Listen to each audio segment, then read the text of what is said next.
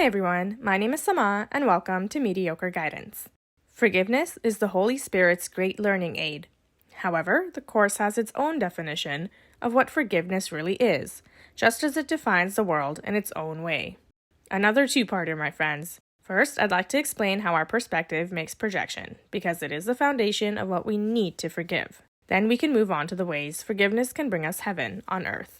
Please note, I will be using the word perspective for most of this video, as I felt it was the right way to explain how each of us views the world. But this is synonymous with the word perception, as used in A Course in Miracles. So, perspective is the same as perception, and vice versa. Alright, enough of that. I'm one of those millennials that really wants to be trendy, but is definitely too old to be calling things Delulu. But I hear that being Delulu is the Salulu, so I'm gonna try. I recently learned of main character syndrome, which is a euphemism for the following. A friend once told me that they find it very empowering to view their life as if they are the main character of a book they're reading. Guess what? We all already do this every second of every day because we physically cannot live any other way. Everything we experience creates a filter that builds over time, and everything we take in from our senses goes through that filter to create our present thoughts and beliefs. We all know the adage, love is blind, and we can agree that being in love is like wearing rose-colored glasses. This is because all those wonderful experiences of falling in love create a new layer on the filter of your life, and this layer suddenly makes you more forgiving and completely oblivious to your Prince or Princess Charming's flaws, even if they're actual trash. But wait, I have an even better example. Road rage. To me, road rage is the most fascinating demonstration of perspective because it is so emotionally intense for some reason, and I don't know why. Thankfully, I'm a relatively meek person, so I just curse under my breath. But some people get seriously angry. Like, what in God's name is this headline right here? Whenever you experience road rage because someone cuts you off or slows you down or in some way threatens your sense of safety while driving, whether you realize it or not, you are reacting as if you are the main character. The road belongs to you and everyone should be parting like the Red Sea to accommodate you. We also do this thing where we assume the perpetrator of our road rage is some bumbling moron and they need to have their license revoked, and how dare they think they can get away with such dangerous, idiotic behavior. Do you understand how many people you're putting at risk? So let's change perspective. Maybe that idiotic driver is struggling to focus because they just had their heart broken by their partner, or their mom is sick in the hospital, or they just got fired from work. It could be something even more subconscious. Maybe they're incredibly anxious driving because their partner constantly belittles them while they're behind the wheel, and now they're even more likely to make mistakes. Don't tell me you've never been around an obnoxious backseat driver. Based on a true story, been there, done that. Or you know what? Maybe they just are a terrible driver, completely oblivious to how they're endangering themselves and others, but very innocent in their oblivion. Can you see how this myriad of perspectives can coexist in the exact same scenario? Your circumstances, past and present, create your perspective, and it's the same for everyone else. Each of us is 100% unique because of the specific circumstances we go through in life. Think about your life from your school days to now. Has any one person walked with you, been in your shoes, felt your feelings, and thought your thoughts for every moment of your entire life? No.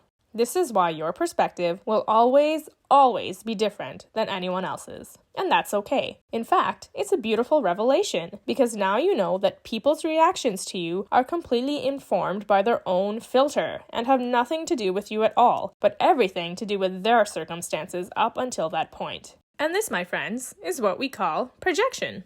The world we see merely reflects our own internal frame of reference, the dominant ideas, wishes, and emotions in our minds. Projection makes perception. We look inside first, decide the kind of world we want to see, and then project that world outside, making it the truth as we see it. We make it true by our interpretations of what it is we are seeing. If we are using perception to justify our own mistakes, our anger, our impulses to attack, our lack of love in whatever form it may take, we will see a world of evil, destruction, malice, envy, and despair. All this we must learn to forgive. Not because we are being good and charitable, but because what we are seeing is not true. We have distorted the world by our twisted defenses, and are therefore seeing what is not there. As we learn to recognize our perceptual errors, we also learn to look past them, or forgive. At the same time, we are forgiving ourselves, looking past our distorted self-concepts, the self that God created in us and as us. Have you guys heard of radical honesty? It's the practice of answering others honestly, no matter what. The people pleaser in me is just shook at the thought of being able to do this. So to those of you who practice radical honesty, my first question is, how does it feel to have balls of steel? And secondly, are you available for hire? So now A Course in Miracles compels us to practice radical forgiveness, meaning we are not forgiving from a position of moral superiority, not because we are being good and charitable, but because this is all a dream and nothing has actually happened. I once read this trashy story about a girl freaking out on her boyfriend because he had a dream that he had cheated on her. Can we side with the girl in this story? Is she justified in accusing her boyfriend of cheating?